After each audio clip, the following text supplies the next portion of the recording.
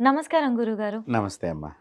గురుగారు, మనము దిష్టి తీయడం అనేది ప్రతి ఒక్కరి ఇంట్లో సాధారణంగా జరిగేది. నిమ్మకాయతోనో, ఉప్పుతోనో ఇలా తీస్తూ ఉంటారు.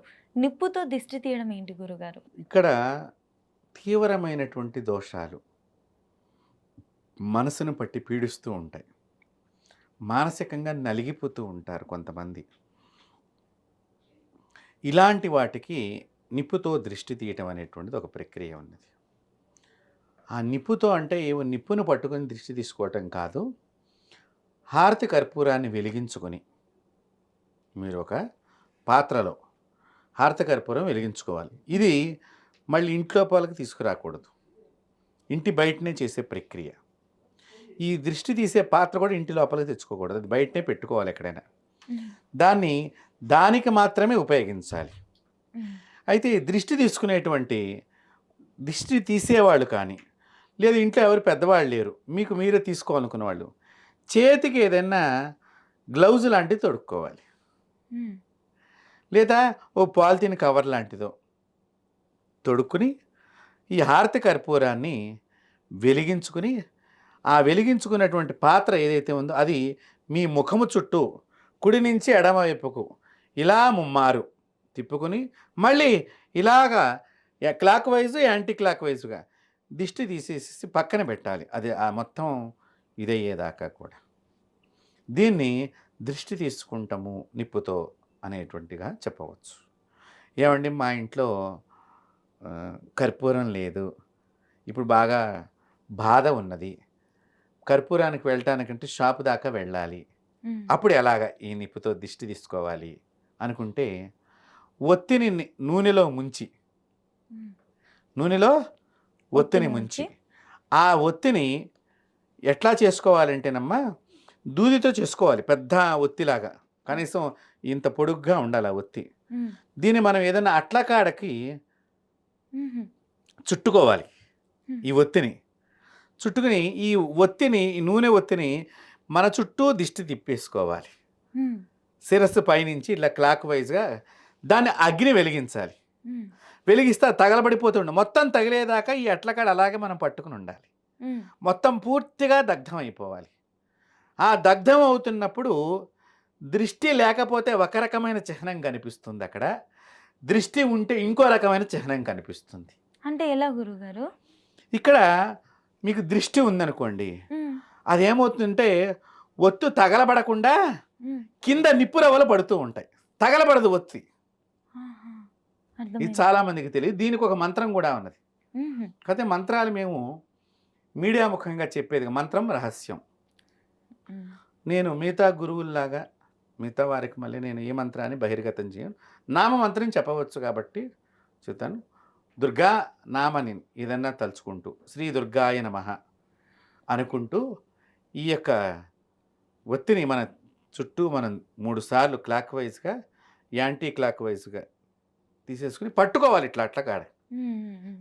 దీనికి తెల్ల గుడ్డనైనా ఉపయోగించవచ్చు, లేకపోతే పత్తిని దారంలాగా మార్చైనా ఉపయోగించవచ్చు. ప్రేక్షకులందరికీ మళ్ళీ ఒత్తు లేదండి అని మళ్ళీ కొత్తది అయి ఉండాలి వస్త్రము, కొత్త కర్చీఫ్ తెలుపు రంగుదైనా సరే దాన్ని ఒక సన్నగా చీల్చేసుకుని గుడ్డ పీలిక అంటాం మనం. ఆ పీలికని నూనెలో ముంచేసి అట్లకాడకి చుట్టేసుకుని నూనె గుడ్డని ఇలా తిప్పుకోవాలి ముందర. దాన్ని అప్పుడు వెలిగించాలి పట్టుకుని. ఆ దృష్టి ఉంటే గనక ముద్దలుగా కింద నిప్పు రవ్వలు పడుతూ ఉంటాయి. దృష్టి ఉంటే, లేకపోతే గుడ్డ మాత్రమే తగలబడుతుంది. ఆ దృష్టిని బట్టి ఎన్ని రవ్వలైతే పడ్డాయో దృష్టి ఎక్కువ ఉన్నట్లు లెక్క. ఒక మీకు 3 కంటే ఎక్కువగా కింద ముద్దలుగా పడిన దృష్టి ఎక్కువ ఉన్నట్లు లెక్క. 3 లోపు పడ్డాయి అనుకోండి, కొంత దృష్టి ఉన్నట్లు లెక్క.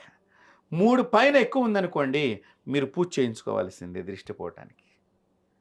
సో ఇది నిప్పుతో దృష్టి తీసేసేటువంటి పద్ధతి క్రమము.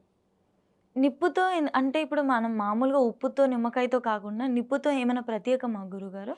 అంటే మనకి పట్టిన చీడంతా అగ్నిలో దహింపబడుతూ ఉంటుంది. అగ్ని సర్వభక్షకుడు. అగ్ని భగవానుడు సర్వము భక్షిస్తాడు. ఇక్కడ మనకున్న చెడు తొలగిపోవాలి. తీవ్రమైనటువంటి ప్రయోగంలో ఈ అగ్ని ప్రయోగం అనేటువంటిది ఒక ప్రయోగం ఉన్నది దృష్టి తీసే పద్ధతుల్లో. దాన్ని అలాగా మనం చెయ్యాలి. అయితే చేసేవాళ్ళు చేతికి అది మీకు మీ అమ్మగారు చేస్తున్నారు అనుకోండి, మీ అమ్మగారు చేతికి గ్లౌజ్ తొడుక్కుని ఉండాలి, ఆ! పాలిథిన్ కవర్ తొడుక్కుని ఉండాలి. హ్మ్. లేకపోతే మీకున్న జబ్బు నాకు వస్తుంది. హ్మ్. అర్థమైంది. ఆ చాలా నెగెటివ్ మంది ఎనర్జీ. నెగిటివ్ ఎనర్జీ మొత్తం హ్మ్. వచ్చేస్తుంది. కాబట్టి అది పట్టుకోకుండా ఉండటానికి, ఆ నెగిటివ్ ఎనర్జీ మనకి అటాక్ కాకుండా ఉండటానికి మధ్యలో ఏదో ఒకటి అడ్డం ఉండాలి. కాబట్టి దీని ద్వారా వారు తీసినప్పుడు ఇది అడ్డుకుంటుంది, శరీరానికి అతుక్కోదు, మొత్తం అంతా వచ్చి ఈ గుడ్డ దగ్గరనో ఈ కర్పూరానికో పట్టుకుని ఉంటుంది.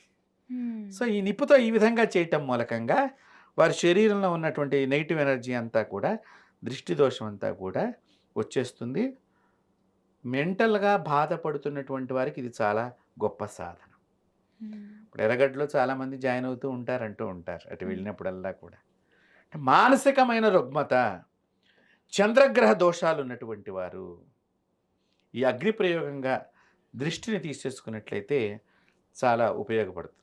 గురుగారు, ఇంకొక చిన్న సందేహం. ఇది ఏ చోటున చేయాలంటే ఇంట్లో చేయాలి, ఇంటి బయటనా లేదా వరండా వెనక బాల్కనీలో అలా చేసుకోవచ్చా? ఇది చేసేటప్పుడు చేయించుకుంటున్నటువంటి వ్యక్తి, చేసేటువంటి మనిషి తప్ప మరెవరూ ఉండకూడదు.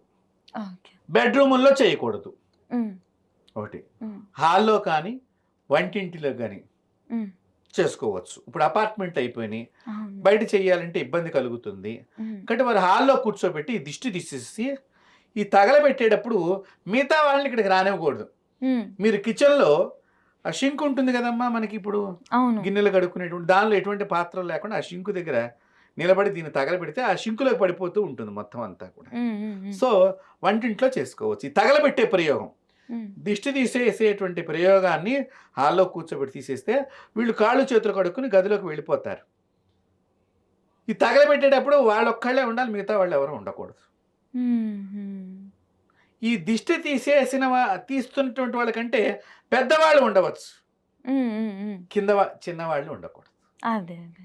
కాబట్టి మీరు ఈ హాల్లో దృష్టి తీసేసుకుని పిల్లవాడిని లోపలికి పంపించేసేసి మీరు కిచెన్లో ఆ షింకు దగ్గర దీన్ని వెలిగించి చేసుకున్నట్లయితే దాన్ని బట్టి మనకు తెలిసిపోతుంది ఎంత దృష్టి ఉన్నది అనేది కూడా. ఒక్కొక్కసారి తగలబడదు, మీరు 10 అగ్గి పుల్లలు వెలిగించినా కూడా తగలబడదు, అంటే తీవ్రమైనటువంటిది ఏదో ఉన్నది అని అర్థం. అక్కడ వెలిగిస్తూ ఉంటారు అగ్గి పుల్లలు, మీరు అనుకుంటారు ఏదో తడి అగ్గి పెట్టి పట్టుకున్నావు, ఇంట్లో భర్త నీకు అన్ని పిచ్చి అనుమానాలు ఇవన్నీ అంటూ ఉంటారు. కాబట్టి ఇది కాదు, ఇక్కడ అనుమానాలకు సంబంధించింది కాదు ఇది. ఆ బాధ ఆ మనిషిని ఆ విధంగా చేస్తుంది. నిప్పు దిష్టి తీయడం అనేది చాలా ప్రయోజకరమైంది. పూర్వకాలంలో చాలా ఇది తాంత్రిక ప్రయోగాల్లో ఎక్కువగా వీటిని ఉపయోగించేటువంటి క్రమం ఉన్నది. ఈ విధంగా చేసినట్లయితే వాళ్ళకి చాలా మటుకు సుఖం కలుగుతుంది. అందరూ కూడా చక్కగా సనాతన ధర్మాన్ని ఆచరిస్తూ, మీ ఛానల్ ద్వారా నేను మీకు కూడా చెప్తున్నాను, మీ ఛానల్ వాళ్ళు కూడా మన భారతీయ సనాతన ధర్మాన్ని అందరికీ ప్రచారం చేయండి. ఖచ్చితంగా గురుగారు. సనాతన ధర్మమే సర్వులకి రక్ష. కాబట్టి సనాతన ధర్మంలో ప్రతిదానికి పరిష్కార మార్గం ఉన్నది. కాబట్టి ఈ సనాతన మార్గాన్ని మీరు చక్కగా అనుసరిస్తూ పాటిస్తూ మీరందరూ కూడా సుఖ సంతోషప్రదమైనటువంటి ఆనందమైన జీవితం మీకు లభించుగాక అని చెప్పి పరదేవత అయినటువంటి ఆ భువనేశ్వరీ దేవిని కోరుకుంటూ స్వస్తి. ఖచ్చితంగా గురుగారు, మీరు కూడా పిలవగానే వచ్చి మీ విలువైన సమయాన్ని మా కోసం కేటాయించి మా సందేహాలన్నింటినీ కూడా నివృత్తి చేసినందుకు ధన్యవాదాలు. అమ్మవారి ఆశీస్సులు.